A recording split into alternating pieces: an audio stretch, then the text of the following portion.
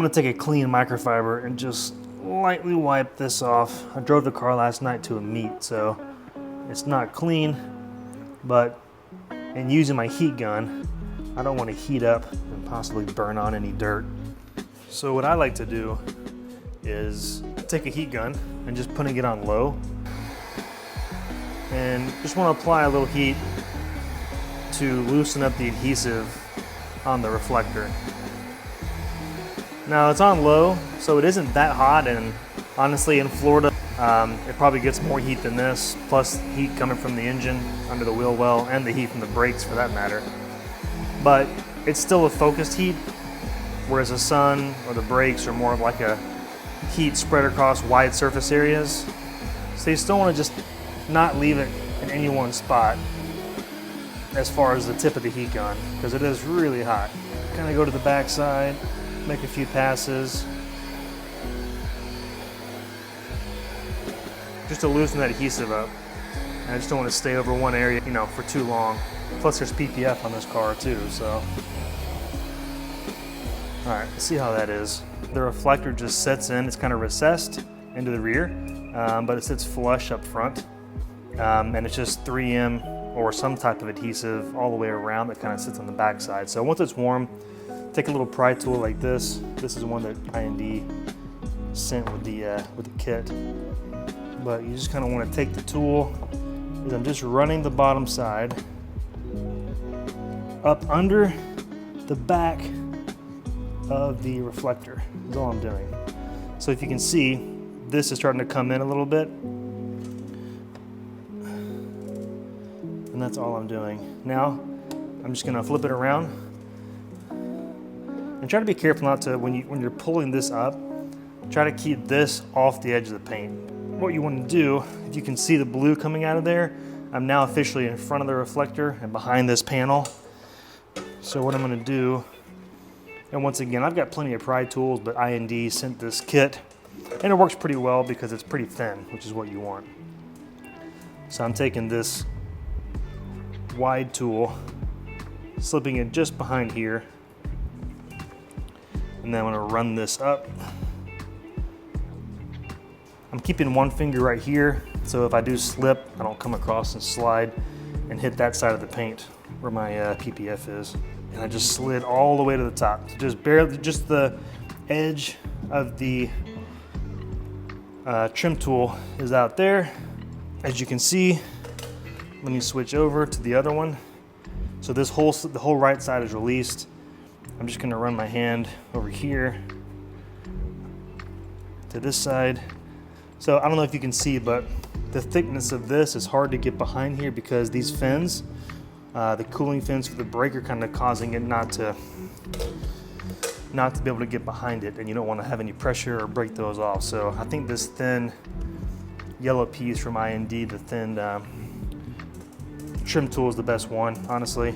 And they gave fishing wire, which actually is a good idea for cutting and removing adhesives. I've used it before. The problem is, for this specific application, it's kind of hard to get behind to really utilize that, to be honest.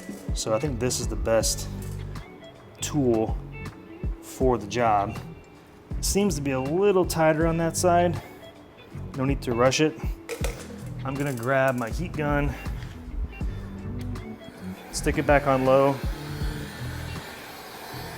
kind of heat that side up again.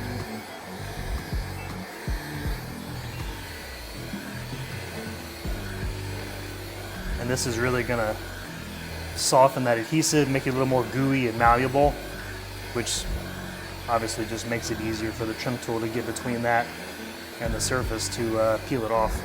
Let's try this one more time. I'm just gonna take my microfiber, place this right here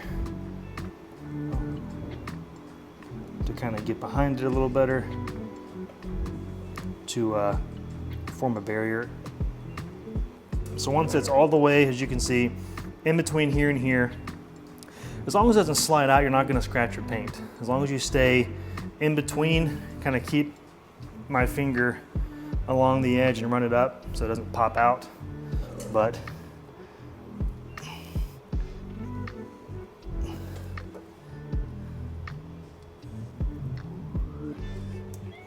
So now it's just the top corner, and there's a little bit of a upper section right here, which is a little harder to get to. So I'm gonna take this guy, throw him in here. Once again, taking my microfiber so I don't scratch or slip and slide off and hit the paint. Push him on the inside like this.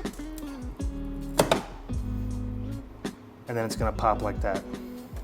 Take this piece, run it out like so. So if you look, this right here is pretty much clean, which means all of the adhesive is pretty much still on the car. This, most of it came off, and it kind of boogers up like this.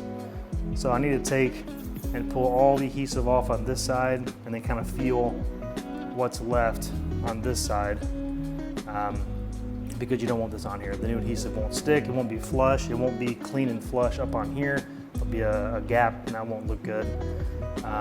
So this needs to be cleaned off. And what I've actually done is take my finger with the rubber glove, because that is a rubber-based, or feels like rubber at least. Take my finger and peel off any large pieces, like this one. And if you're lucky, you might get a large piece like this, and then work your way up.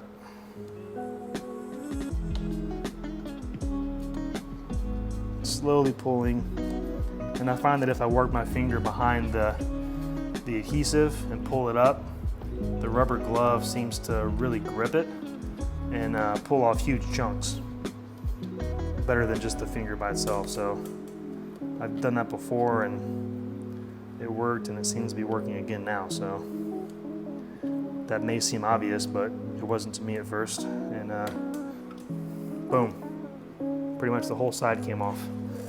So this whole piece came off as one, and this would not have been good to leave on, because it would not have stuck very well with the new adhesive. So now what I'm doing, I'm working my finger, I'm rolling my finger behind it in attempts to grab any extra pieces like this. And there seems to be quite a bit back there. And once again, if you just roll your finger on it, you can peel most of it off. And it feels like that's mostly it.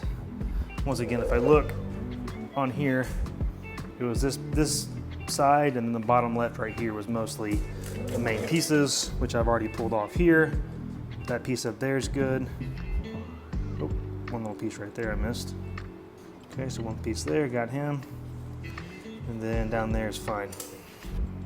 And before I apply the new one, I like to take a little bit of rubbing alcohol. It's just an isopropyl alcohol mix with water. I think it's a 70-30 mix. But just carefully taking it behind on the surface. Once again, this car's coated and wrapped, so you want to be careful not to slip and start rubbing the paint surface of the car, because that wouldn't be good. And just getting behind any oils, any adhesive residue that's left on there. I just want to pull all that off, especially this area right here. All right, and you can see a lot of dirt and oils coming off of there. All right, so now we're taking the new piece. So this is the piece from IND, and it's definitely an OEM replacement. I mean, the rears are identical. It's a BMW piece. Both say L for left, other one said R for right, so you can't mess it up, and it's also good quality because it's an actual BMW piece that they paint in their shop. So you're just gonna take this, peel it off, which reveals the adhesive. And this is semi-tricky because A, the adhesive is sticky, and you wanna get it lined up before you press on it.